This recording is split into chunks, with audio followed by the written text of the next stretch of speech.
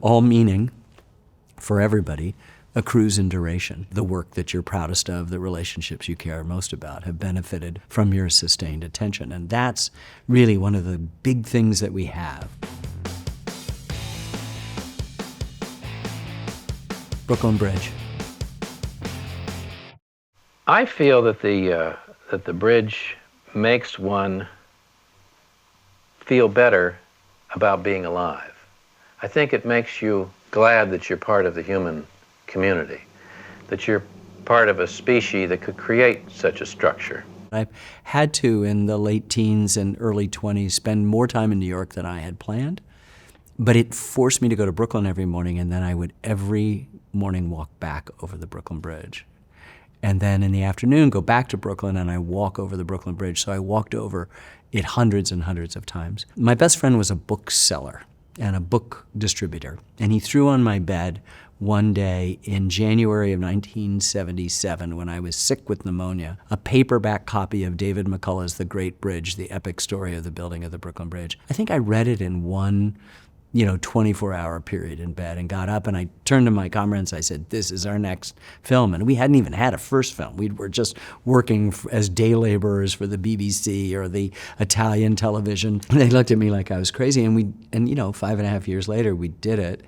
It's just the most stunning work of art, and it's a practical, piece of civic engineering. It was built in an age when 1 out of every 4 bridges was collapsing, that it gave this durability and strength, and why he was offered the Roebling, John Roebling, and he was killed in the first few months of the 14-year construction, and his young son took over. And so it's one of these great American stories, and he himself is paralyzed by the bends, which is called Caisson's disease, after the boxes that are the foundations of the bridge, and his heretofore Victorian wife takes over and becomes the chief engineer, Emily Roebling, which we still use as a symbol of, a kind of feminist moment in American history, and a great figure. So the story has everything.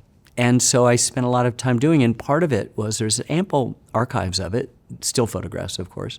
I still felt that we were obligated to cover it in every season, from every time of day and age, from every angle. We rented an apartment near it that overlooked, so we could do time-lapse photography. We get up early. To this date, the most spectacular light I've ever seen in my life, we call it Roll 53 light, because that's what it was just kind of a day, kind of drizzly, and then everything cleared up. And in the west, in New Jersey, the sun came through, and there were still dark, gray, silver clouds in Manhattan, and it just lit everything up, and everybody stopped. People on bicycles, people just looked out as if God had just... Emily Dickinson called sunsets the far theatricals of day. So I think I must have taken 20 shots, and 15 of them are in the final film of that particular light. Tugboats, light on the bridge, a tilt down the World Trade Center, which is breathtaking, and one of the first shots of the film. And when the film was finished in '82, no one knew that, for most of the life of this film, it's had a tragic dimension, the number of times you see the World Trade Center in the shots. There's a moment when someone is reading a poem by Bret Hart called The Bridge, and we're panning through the cables, but it's an endless pan, and following a seagull through it, and it's almost like the seagull is landing as musical notes across the thing. It's my first baby in a way, and the year later my first daughter was born, so I always sort of think that's really the beginning of my real life. The Roebling family, that's who built the bridge, and its many descendants took over the River Cafe for the 100th birthday of the Brooklyn Bridge, which was in May 24th, 1983. Our film had been out for a while. They invited my wife and I and our young 6-7-month-old daughter, Sarah. And we had this 15-course meal, similar to the kinds of outrageous things they'd serve among rich people as celebrating stuff. They replicated, I think, the original sort of celebratory dinner. I remember scooping up my little gal, and walking out in the River Cafe on this little portion. We're looking up, and I just said, "Please be here for the bicentennial." And she was the only person in the room that had even a remote chance, because everybody else was an adult. But she could be there at 100 and a half. And so that was my wish that I whispered in her ear. The Ken Burns effect. How and where John Roebling found time to do all he did, to attend conventions and write voluminously for scientific journals, practice the flute and the piano, study metaphysics, pour forth his lucubrations on thousands of pages of manuscript, invent tools and machinery, design canals and bridges and himself superintend their construction. How he achieved all this, I say, bewilders imagination. You know, in the old days, we have these animation studios in which if you wanted to take a zoom in, and you can't do it by hand with a zoom lens, you have to have it in an animation stand. They were pre-computers.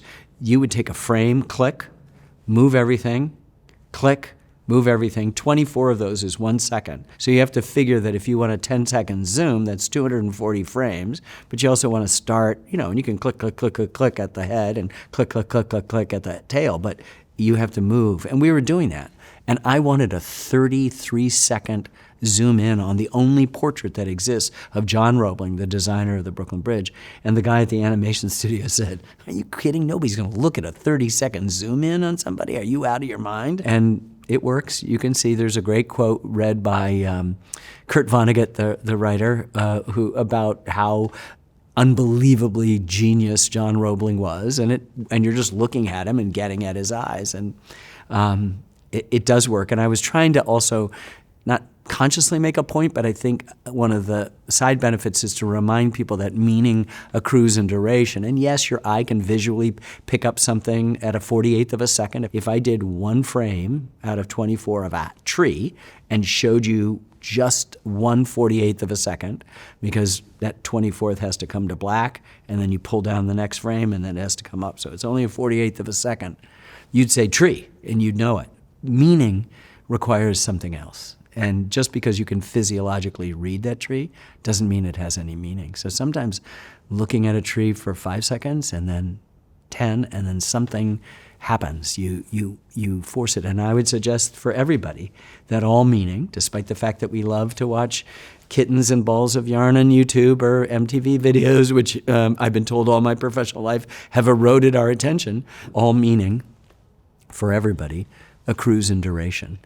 The work that you're proudest of, the relationships you care most about, have benefited from your sustained attention. And that's really one of the big things that we have. We have our word, we have whatever virtues we may or may not possess, and we have our attention, our ability to concentrate. And they say, well, nobody's got attention now. There's millions of different sites. But what do people do now? They binge. They curate the thousands of choices that would drive you mad. You know, it's funny, it's kind of almost gone full circle, because now there are programs within various editing applications that permit you to do that, but you're now missing that human eye that set the original frame and resets it. There's some generational thing, so I'm always not yelling, but I'm saying, that's a zoom to nowhere. Where are you going? What are you looking at? Because there's a drift in, but it seems to be heading towards your elbow, not your face or, you know, to that object. And so I'm always trying to redirect and try to insist on a human intelligence behind the choice of the starting frame and the ending frame on these zooms. So yeah, it goes a lot faster now, and we can do it. And all of the analog days, I mean, I have all sorts of pioneer stories of grease pencils where you would draw and approximate a fade which you would never see, or a dissolve, or a title on somebody until the film was done. And now you can do all sorts of effects and see all sorts of titles and do, you know, have things, you know, go off. Lots of bells and whistles that are themselves distracting, the technological tail wagging the dog and not the dog wagging that. But it's all interesting process, you know, to try to stay true to that meaning, if that's the ultimate thing. The only law of filmmaking I've ever heard that was true came from an old editor in New York, long gone, named Jerry Michaels. And he said, there's only one law in filmmaking, and that's a shot lasts as long as it lasts. And that's just telling you that there is some time, and that's what filmmaking's all about. It's, you know, one thing and two things coming together, and they've lasted a certain amount of time, will last a certain amount of time, and then by the fact of cutting, you've created a third thing. In November of 2011, '02. I got a call from Steve Jobs, and I went, oh yeah, right. But it was. And he said, look, I really want to meet with you. And I said, fine. So I kind of said, that's me knocking at the door. So I flew out to Silicon Valley, and I was ushered into this room. This is now December of 2002. We meet and we talk, and then we go, and he introduces me to a couple of engineers who, and I'm a Luddite, and they've been working on this thing. And it shows that you can take the photographs that you upload or download, whatever it is, into your computer, and you can pan and zoom on them. And they even add music to it. And he said, so next month, January 2003, every Mac computer going forward, we didn't have any computers. He said, every Mac computer going forward will have this, and we want to keep the working title. And I said, what's that? And he said, the Ken Burns effect. I said, I don't do commercial endorsements. And he said, what?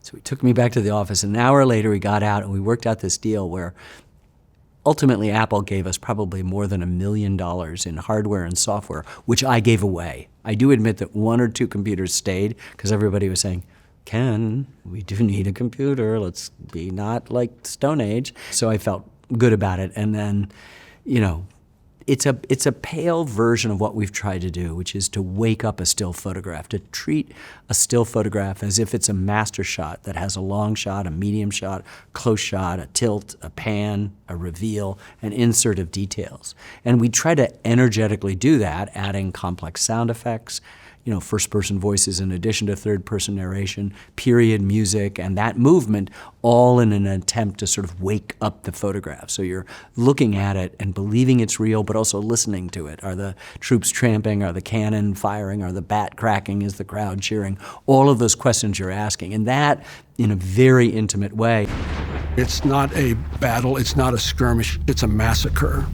And by the time we get to the Revolution, there are battles with paintings in which we might have 150 tracks going just to wake you up, and stuff traveling across your ear in the stereo fix of a shell going by or something whizzing by your head. We have that ability to do that kind of things depending on where this is ultimately seen. And so the Ken Burns effect for Apple is one thing, and it saved, I have to tell you, millions of vacations and memorial services and weddings and bar mitzvahs and stuff like that as a way to organize and tell a little story. And if you get still to this day on your iPhone, they will offer you like a memory, and it'll be essentially dissolving and panning between these things. It's a kind of wonderful but still superficial version of a very elaborate attempt on our part to try to wake up the past and make an image that is not alive come alive. Jazz. Armstrong invented what, for lack of a more specific phrase, we call swing. He created modern time. We don't have to pick Louis Armstrong or Duke Ellington as the kind of center of the story. They pick themselves by their virtuosity, by their earth-changing music. You know, I think Louis Armstrong is the most important person in music, I didn't say jazz, in the 20th century. He is to music, I didn't say jazz, what Freud is to medicine, what the Wright brothers are to travel, what Einstein is to physics. I mean, he took this ensemble music, this brand new, utterly American ensemble music, and made it a soloist's art. He invented modern time, what we call swing, playing before and after a note. Somebody in the Depression, in the middle of the early swing days where you're on the road for 300 days just trying to make enough money to survive, said, what do you need on the road? And they said, just a toothbrush and a picture of Louis Armstrong. He then took it and changed singing. And if we had Frank Sinatra here or Billie Holiday or Ella Fitzgerald, they would say all of the singing for this raspy voice that comes from Louis Armstrong. And I did ask Tony Bennett, who is of that era, and he said, yes, Louis Armstrong, that's it. And Duke Ellington saw him in Times Square and said, I want him on every single instrument, meaning I want not only virtuosity, but I want personality and power and spirit and heart. He never found anybody as good as Louis Armstrong on any instrument, but he got nearly there. Armstrong's not a composer, he's a player, and he's in the moment.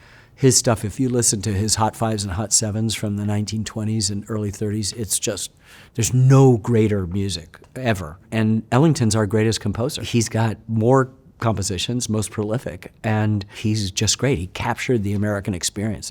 There's nothing like it. From his earliest pieces, like Black and Tan Fantasy, he was already expressing a mood of a people. And it's not to say there aren't other jazz, there are. Charlie Parker and Dizzy Gillespie, who invent a whole nother form of art form called bebop or bop. Miles Davis, who can't play those fancy notes that Parker and Gillespie can do with the speed that they do it with, but he can play just the right ones. And John Coltrane, who's taking it in another direction, and lots of people who are contemporaries of Ellington and Armstrong. It's all the important story to say. But this is, a great story, and I saw it as the completion of a trilogy. I thought the Civil War was part one. I thought baseball was part two, because the first real progress in civil rights after the Civil War was Jackie Robinson, when Jack Roosevelt Robinson, the grandson of a slave, made his way to first base at Ebbets Field on April 15th, 1947. That's a big fucking deal, right? And that jazz seemed to be the soundtrack of everything we did in the teens and 20s, the 20s for sure, 30s and 40s of films that we had made. And so it seemed that this was like the Father, the Son, and the Holy Ghost. You just had to do that. And it was joyous, as was our series on country music. The two most joyous productions we've ever done was, like for us, when we're in the recording studio with our musicians making our music, there are no days that are better than that. Like you just sit there, and it's, Wynton Marsalis said this, it's the art of the invisible. It's the only art form that you don't have to see. You can't see. You can see somebody playing, but most of the music we hear, you don't see it. You see a play, you see a sculpture, you see a painting, you see a movie, you see whatever the thing is, theater. You read literature, but music you hear, and it works faster than anything. 2 notes. And it's got you. It's grabbed you by the heart. And that's why soundtracks are so important, and why we think doing it where the music leads and has supremacy is important. But just being able to take something that is normally background music and have it be foreground and middle ground and kind of hyperground, when in some moments people sort of dissect and take apart a piece of music, whether it's in country or jazz, these elemental American contributions. It was just exhilarating. And to then meet somebody like Louis Armstrong, who everybody thinks they know, but when you understand that he is the end-all and be-all of music, not just jazz, but music in the 20th century. And we can prove it, and do, in the film. And people go, come on, whatever. And I'm a huge Beatles fan. I'm a child of rock and roll and R&B, and, but I'll tell you, as people call him Satchmo or Louis, we, out of respect, call him Louis Armstrong. And I finally met this woman along my path who was, lack of a better word, an aura reader, a psychic of some kind. And I just said this.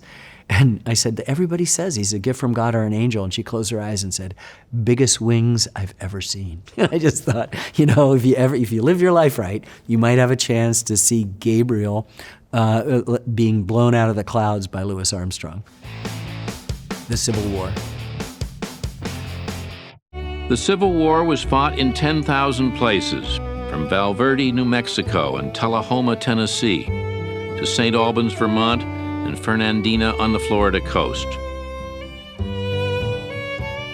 More than 3 million Americans fought in it, and over 600,000 men, 2% of the population, died in it. We do our music ass backwards from everybody else. We record it before we start editing, most of it, and we use it from the very beginning to determine. Traditionally, a film has a score, which is a mathematical term, meaning it's added. But we let the music be an organic figure in our story from the beginning, determining. We'll cut a narration down or lengthen it to fit a phrase of music.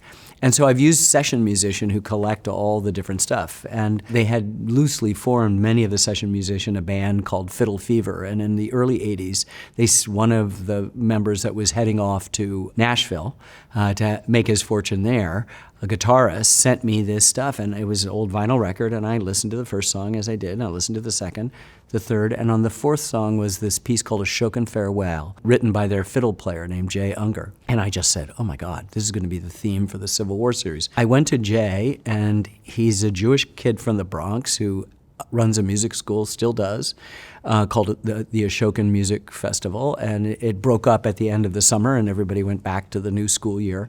And he sat down and wrote the most beautiful Scotch-Irish lament I have ever heard, called Ashokan Farewell. And he goes, fine. I said, how much do you want? And he goes, 500. I said, it's not enough.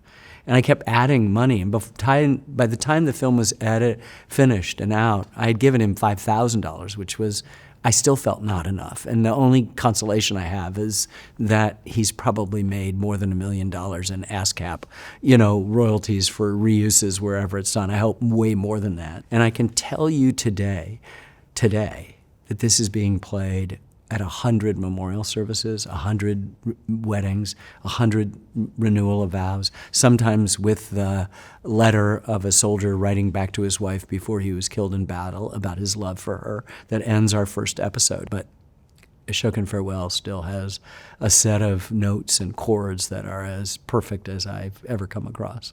Sarah, my love for you is deathless. It seems to bind me with mighty cables that nothing but omnipotence can break. And yet my love of country comes over me like a strong wind and bears me irresistibly with all those chains to the battlefield. So this is an amazing story, which is we had assembled a body of maybe 24 scholars, Pulitzer Prize winning, amazing scholars of the Civil War. And we kept asking them for first-person voices. And they hadn't really done that. And I had a second and then a third meeting assembling all of these folks in Washington. I said, we really need you. There had been one historian, Barbara Fields, who's in the film, who'd sent us a lot of first-person voices of very rare or newly uncovered, freed, enslaved people. And it really helpful stuff. But nobody else had. And then one of the historians that we'd used from Illinois had sent this letter. And my brother picked it up and started reading it out loud and couldn't finish it, and handed it, and I read it and couldn't finish it. And I handed it to him, and it was about the Battle of Manassas, which is about 3/4 of the way through the first episode. And he said, in the Battle of Manassas? I said, no, at the very end. We'll look back at it. We'll use this as the end of the first episode. I made a copy. I scotch taped one copy and put it, which still to this day remains in my office, yellowed, completely yellowed, and another one I folded up and put in my wallet, which for many years I'd bring out and read to audiences, whenever they would ask, until it fell apart. It's one of the most beautiful letters, and it went with the Ashokan Farewell, and it's the story of a guy named Sullivan Ballou who's writing back home to his wife in Smithfield, Rhode Island, and it's about love. It's about love of country, it's about love of government, it's about love of cause, it's about love of family, it's about love of children, it's about love and between two people that transcends. There's every man wishes he could say this to the woman he loves, and every woman, of course, says, I wish my man knew how to say that to me. So it's the epitome of how you express love. And then he is, as he is thinking, is killed a week later at the Battle of Bull Run. But he's telling her that no matter what happens, he'll always be there. And when the soft breeze fans your cheek, it will be my spirit passing by. Do not mourn me dead. We'll meet again. And it's, nobody's ever found the original letter, so there's, snarky folks who say it doesn't really exist, somebody wrote it and made it up. You know where the letter is. It's buried with Sarah. She's not going to go to the grave without carrying that letter. The war. The Second World War brought out the best and the worst in a generation, and blurred the two so that they became, at times, almost indistinguishable. Our film on the World War II, which we call The War, had, unlike any other subject I've tackled, literally hundreds of brethren, other films about that subject. It's the greatest cataclysm in human history, as we say in the opening sentences of the film. And for us, it was then, how do you see it in a new light? It had to be done. I'd vowed after the Civil War not to do any more wars. It was really tough, but then I'd heard that 1,000 U.S. veterans of the war were dying each day in America. That number is really tiny today. And that we were losing the memory of the war, and that, like lots of graduating high school seniors, thought we fought with the Germans against the Russians in the Second World War. And I kind of went, I gotta do something. So we worked on it for a long time, and one of the things is, what if we could see it? You know, the romantic poet William Blake said you could see the world in a grain of sand. What if we took one town and we investigated Waterbury, Connecticut, and there weren't enough surviving veterans that you could have given you the range of experiences, European and Pacific theater, in an airplane, in a ship, in landing at D-Day, all of the different things. And so we just sort of expanded it and collected 3 other towns of about that size, Mobile, Alabama, and Sacramento, California, and then found a tiny, tiny town by accident called Laverne, Minnesota, and basically said, okay, we'll do it with that, and told it from that. And so what happens is you have both the aerial, big maps with arrows and Nazis taking over territories and us reclaiming it. But you also have the intimacy of a town, experiencing people going off, doing manufacturing jobs while they're away, a variety of kinds of Americans, and then their experiences across all of the battlefields of the Second World War. I think that there's a presumption that you make a film that it's additive. It's like sort of building a house, and it is like that. But it's mostly subtractive. You collect a lot of stuff. Every time you see a talking head in any of our films, it's a happy accident. We don't say, hey, can you get us from paragraph 2 to paragraph 3 on page 4 of episode 6? Never once. We ask questions and we collect lots of testimony. And so I live in New Hampshire and we make maple syrup. It takes 40 gallons of sap to make 1 gallon of maple syrup. And that is a pretty apt analogy. So we're collecting hundreds and hundreds of hours of still photographs and newsreels and interview stuff and music and all sorts of things, and writing a lot more than we can possibly use. And so we're doing a job of subtracting, of understanding that sometimes less is more. It's an amazing process. And so what happens is, if you listen to somebody, you're not just going down what they're saying and your list of stuff, that question 7 might have 7A, B, C, D, E. And if you're talking about people who are in their 80s who are basically turning back into 18 or 19 years old, there's something powerful that does happen. That's why these 18-year-olds could pursue war at all. They were kids. They were optimistic, and they really thought that if you did well, you'd be rewarded. I mean, they're that innocent. They had no idea about life's accidents. Paul Fussell, who was an eminent scholar of the war, but had been in it. And he was, I think, nervous for the first couple of reels and wanted to probably be a Shelby Foote, and that screws you up if you're not trying to be yourself.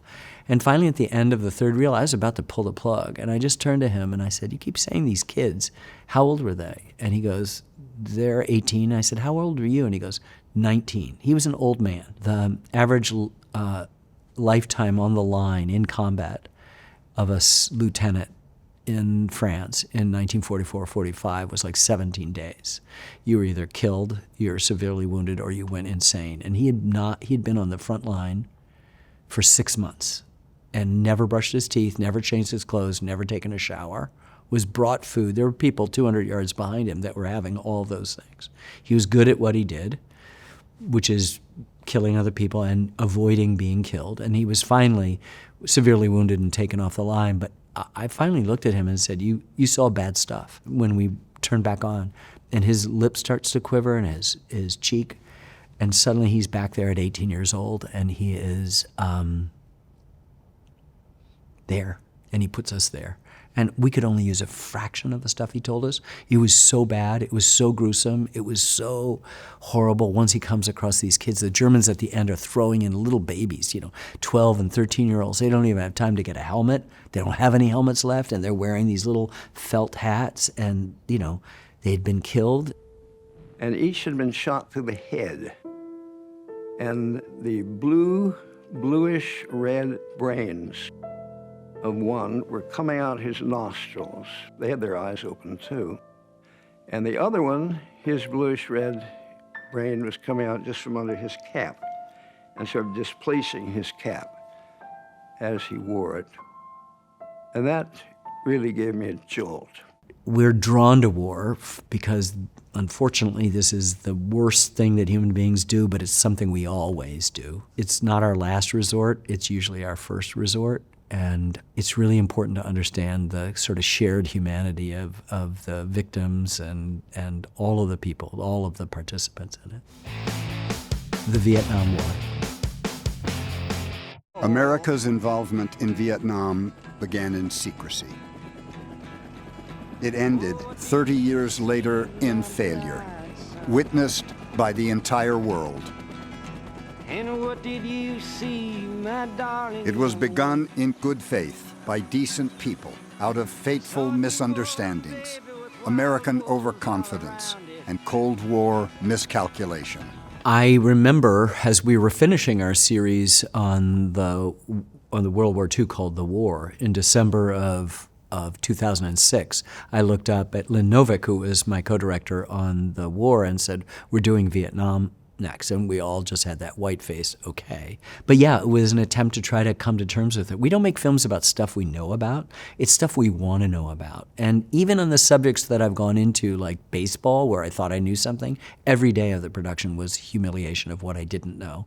And that's good, because you don't want me to tell you, here's what I know, this is what you should know, because that's the last time I checked homework. We hope it's a gift in a way. And so Vietnam was totally about untangling that. And to Lynn's credit, she was really insistent on us having Vietnamese voices. And I was like, yeah, but I wanted to do it modestly because I thought we've got this hugely controversial war. There's people still to this day really opposed. You could argue that the divisions we experience today began in Vietnam and the hardening of positions that have taken place and that have so beset us in this current moment. And so I wanted to be gingerly, but she was absolutely right. By talking to South Vietnamese civilians and South Vietnamese military, our allies, by talking to North Vietnamese civilians and North Vietnamese soldiers, our enemies, and talking to the Viet Cong, the guerrilla movement in the South, and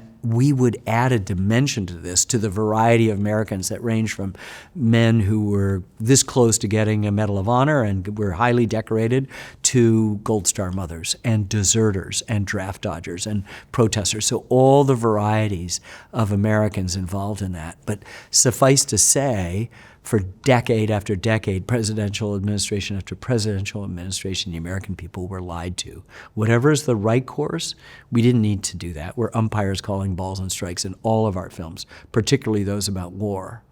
But we're telling you that we just didn't have the information in which an informed citizenry could have if the government, whatever it is, the Truman administration, the Eisenhower administration, the Kennedy administration, the Johnson administration, the Nixon administration, and the Ford administration, that would allow us to perhaps make different decisions than we did, not just at the ballot box, but in our public opinion. And in a way, it was American public opinion changing against the war, and more about the fact that we were lied to than it was what the issues were.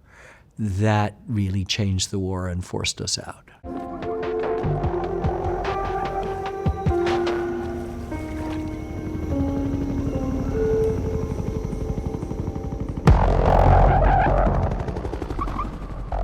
When did Trent and Atticus come into the picture for you? Was all this war done, like you said, beforehand? This is Lynn again.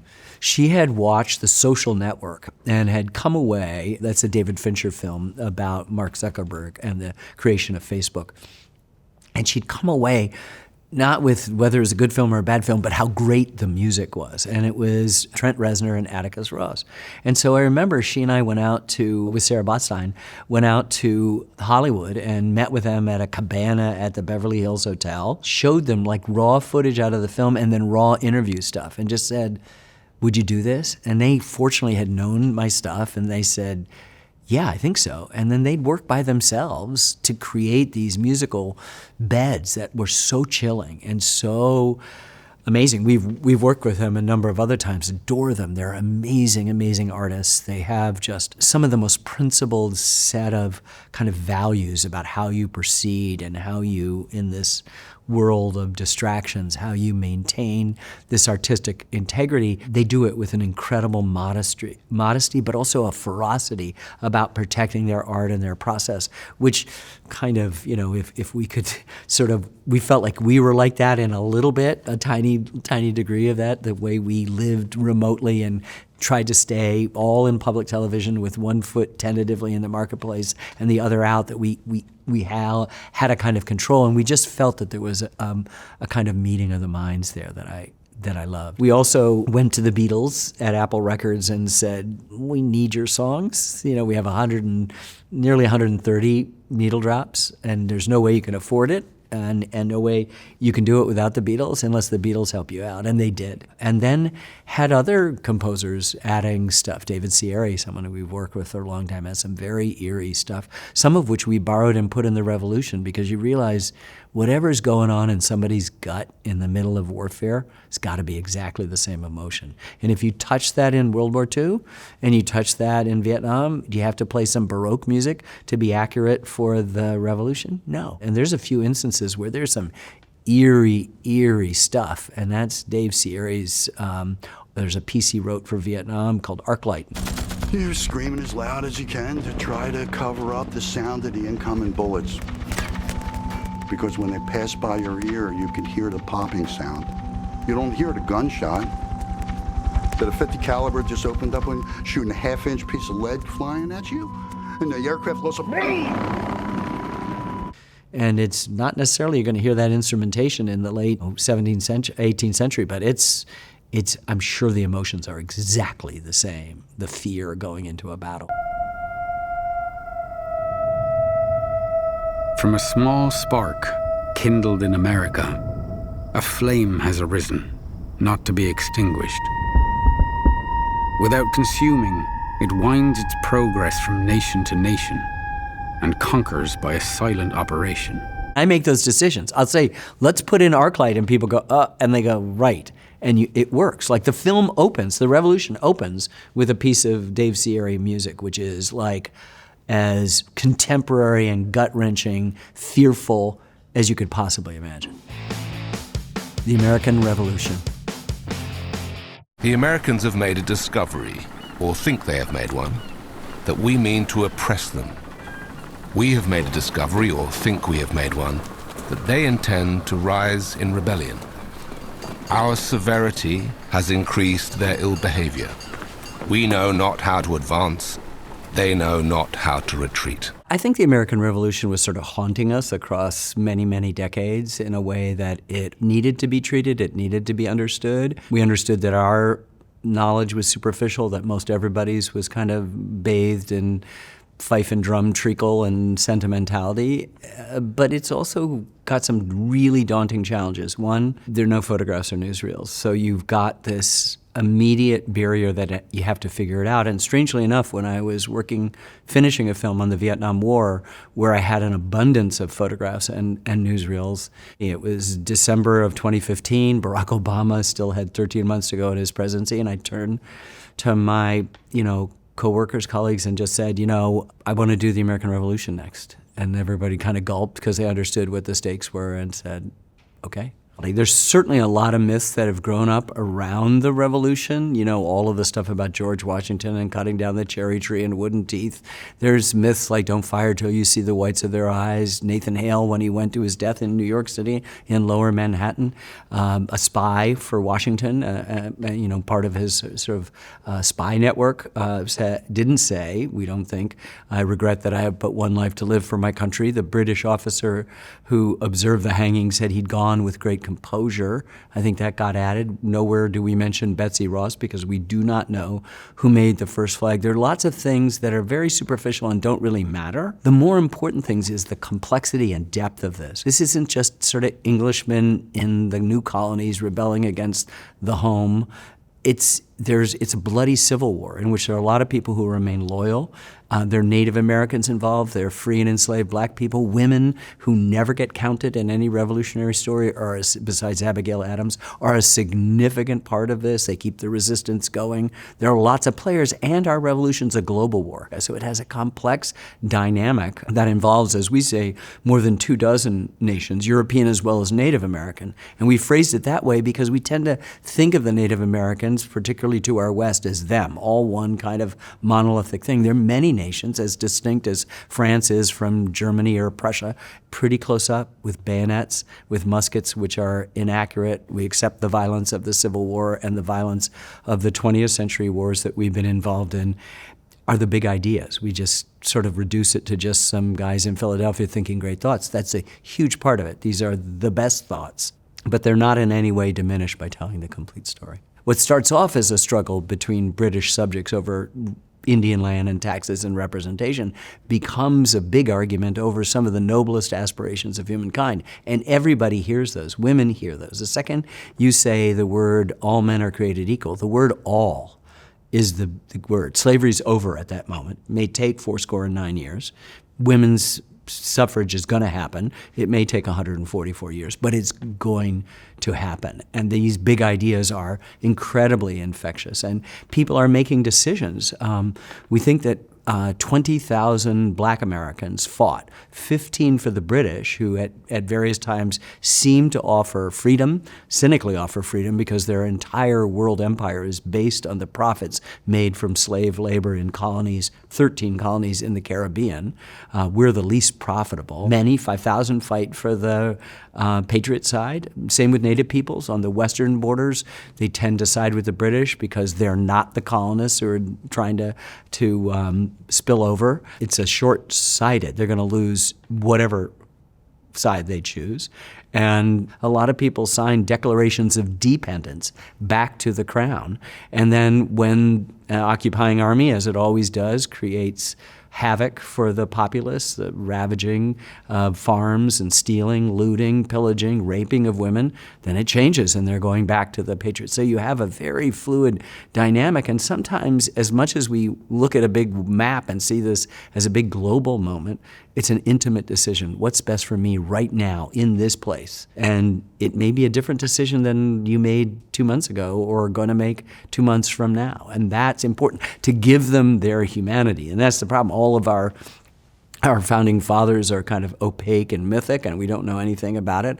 Our job is to try to make them human and dimensional, but then introduce you literally to scores of other people who didn't have their portraits painted, but didn't mean they didn't live, didn't fight, didn't suffer, aren't important to the story. So you meet a 14-year-old kid, John Greenwood from Boston, who signs up for the Patriot cause, or a 15-year-old, 15 years old, Joseph Plum Martin from Connecticut, or a 10-year-old gal from Yorktown, Virginia, Betsy Ambler, who spends most of her time during the Revolution as a refugee, running away from the British and never being able to go back to her town because it's destroyed in the climactic final battle. It helps if Maya Hawke reads off camera the voice of this. It helps if Claire Danes is the voice of Abigail Adams and Paul Giamatti is reprising his role as John Adams. It helps if Josh Brolin is George Washington and Jeff Daniels is Thomas Jefferson.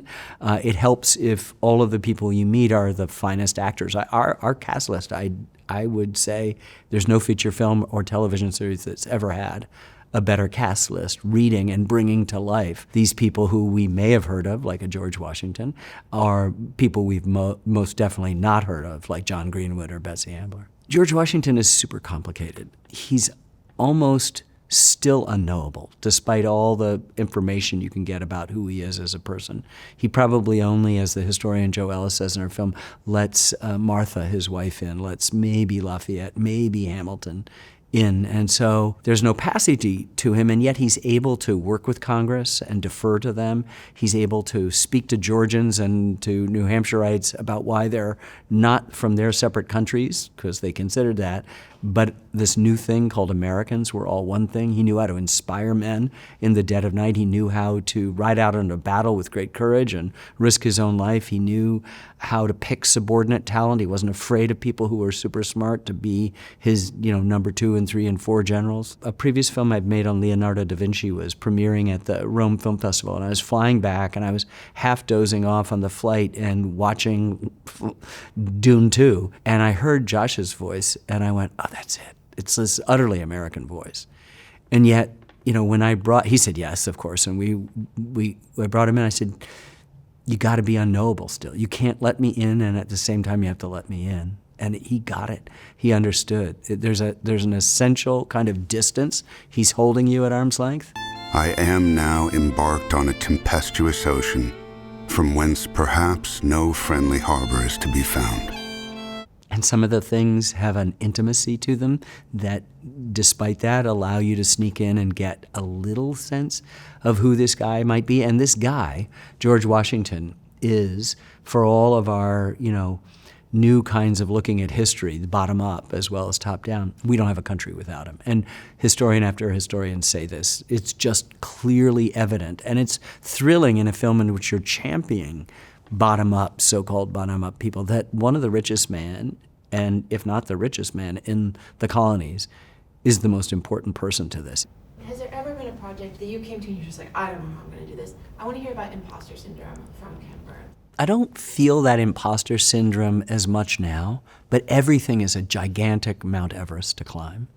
And in the early days, I did. I just going, okay, you lucked out. You got nominated for Academy Award for Brooklyn Bridge. You're not going to do it. Even when the fourth film on the Statue of Liberty was nominated, I went, well, that's just a fluke. You just sort of felt that impossibility of each thing you undertook. And I finally realized that I was biting off more than I could chew and then learning how to chew it, which is, of course, the best way to do it. And I think all of these things present, starting right now, going backwards, the American Revolution has no pictures and has no newsreels. And so you have to do something I don't like to do, is use reenactments. But we didn't use them to reenact a battle. We used them to collect a critical mass over years and years and years of people doing stuff intimate and impressionistic. You're not seeing faces. You're seeing hands. You're seeing silhouettes. You're seeing the stuff of war that gives you a chance to sort of put you there, that accompany the paintings and the maps and the live cinematography of the now quiet places. With World War II, it was just doing the bottom-up 4 towns. First we thought 1, then 4. Every film requires you to sort of abandon your sense of thing. People think there's a style, but maybe from the center of the room, all films look the same. But some have, almost no first-person voices because they're contemporary and we have witnesses. Some have lots of first-person voices and only a handful of talking heads. Everything is calibrated and recalibrated for whatever the particular difficulty of this Mount Everest is. And it's all, each one, it shouldn't be like, oh, I can do this with one arm tied behind my back. You can't. You cannot phone anything in. And in fact, the biggest job, I wear lots of hats, but the biggest job that I have is trying to be you in the editing room and try to listen inside for the weakest voice that doesn't like something. And both Sarah Botstein, my co-director, and I, on the same day, woke up, even though the film was locked, and unlocked the introduction, which is the sacred thing that we've spent more time than anything else on, and blew it up. Moved stuff around, got rid of some narration, put in a new quote, reframed it, and it was so exhilarating. And what we weren't listening to is that we'd bring it along and people would nod respectfully and they would love it and they'd talk about it. But you realize you didn't love it in the way you did the first time you saw it. And now we're 6 months into just putting up with this. I've been doing this for a long time. I've been making films for more than 50 years, and I think that I know how to do it, but I never say that, right? I always am kind of very cautious to go think that you're a student always.